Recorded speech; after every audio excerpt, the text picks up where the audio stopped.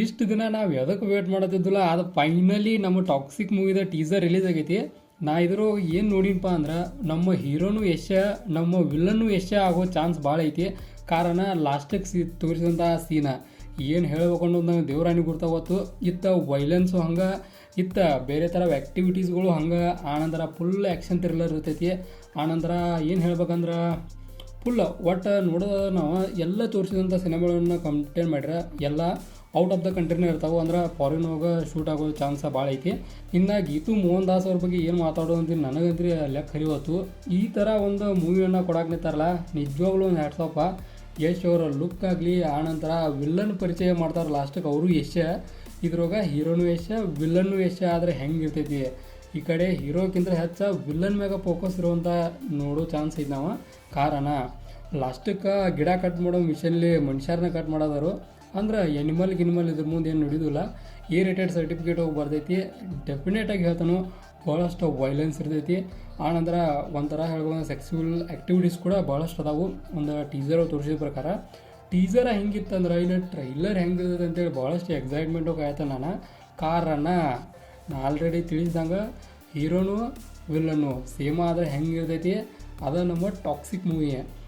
ಏನು ಹೆಸರು ಐತಲ್ಲ ಟಾಕ್ಸಿಕ, ಡೆಫಿನೆಟಾಗಿ ಹೆಸರಿಗೆ ತಕ್ಕಂಥ ಟೀಸರನ್ನು ರಿಲೀಸ್ ಮಾಡಿದಾರು.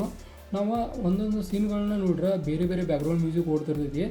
ಬ್ಯಾಕ್ಗ್ರೌಂಡ್ ಮ್ಯೂಸಿಕ್ ಸೀನ್ಗಳಕ್ಕಿಂತ ಹೆಚ್ಚು ಫೋಕಸ್ ಬ್ಯಾಕ್ಗ್ರೌಂಡ್ ಮ್ಯೂಸಿಕ್ ಮ್ಯಾಗ ಕೊಡಬೇಕೇನೋ ಅನ್ನೋವಂಥ ಫೀಲ್ ಕೂಡ ಬಂತ. ಅಂದ್ರೆ ಅಷ್ಟು ಪರ್ಫೆಕ್ಟ್ ರೀತಿ ಒಳಗೆ ಬ್ಯಾಕ್ಗ್ರೌಂಡ್ ಮ್ಯೂಸಿಕ್ ಇತ್ತು.